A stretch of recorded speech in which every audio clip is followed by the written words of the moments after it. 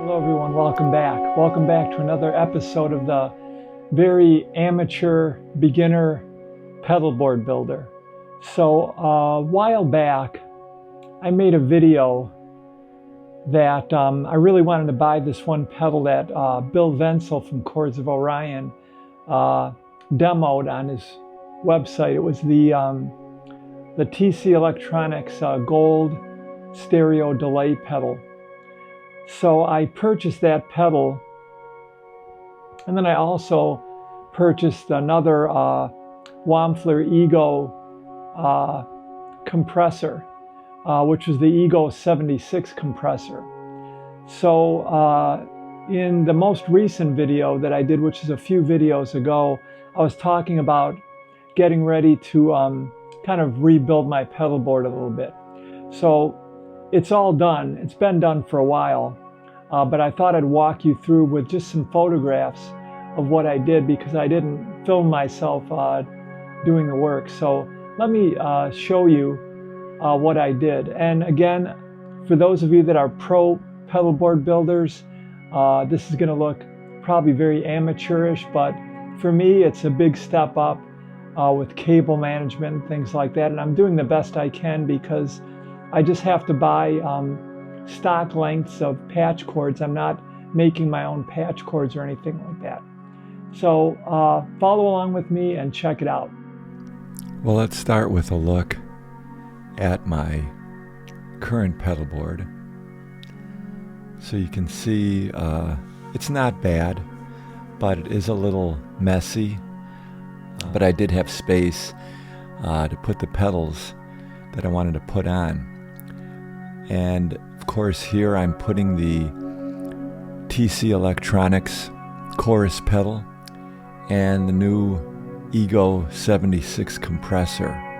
Next I had to decide exactly where they were going to go in the signal chain. So first I needed to gather up my supplies. I did need to make sure I had enough tie wraps and mounting bases, which I had plenty of.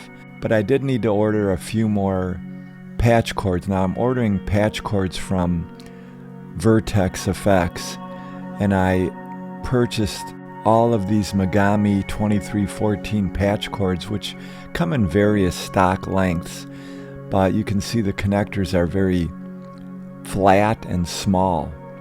And I also needed to get some new Velcro, so I went with this Power Grip Velcro that is very strong. So next I put my pedal board on the table to have surgery, and I needed to find a good amateur pedal board builder, which is me.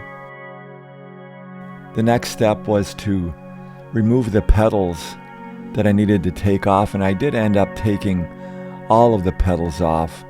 Here you see I have the Auto Swell and the Immerse pedals still on, but I ended up taking those off as well.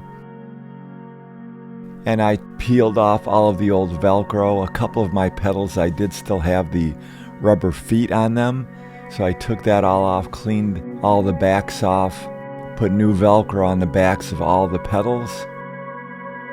And then I had to very carefully put everything back on, making sure I had enough room for the patch cord connections. Some of the patch cords connect from the back, some from the side, so I had to make sure I had enough clearance. And then I got everything back on. You can see here everything is pretty well organized, all the cabling and everything. I also rerouted some of the power cables underneath the board. And then here's the finished board with everything connected, routed properly as best as I could, tie wrapped down. It came out pretty well. You know, I'm pretty happy with it for just being an amateur pedal board builder. I routed the cables as best as I can. Some of the connections in the back here, you see I couldn't put all of the connectors in the same way, so some of them are orientated a little bit differently to give me enough clearance for everything. But overall, I'm pretty happy with it.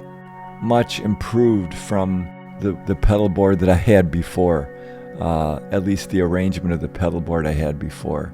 So I'm pretty happy with it. I don't think it's a bad job. It's more organized than my previous pedal board, but not great, but not bad either.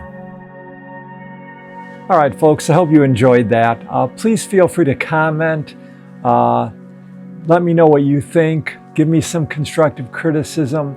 I'm not afraid of, some criticism of what I'm doing. I'm just learning as I go. And I really like to tinker around with things like this. So I'm always kind of looking at it, maybe figuring out, maybe I could have done this a little bit differently or something like that. I already have some other ideas for this pedal board. I'd like to add one more pedal. I won't mention it now, but probably in another video at some point. There's one more pedal that I'd like to put on here, but I have to really think hard about it because I don't really have enough room for another pedal on this board. And also the other board that I have, which I call my utility pedal board, which has my 8-channel Bose mixer. It has a couple of loopers on it, and my vocal effects processor and my guitar tuner.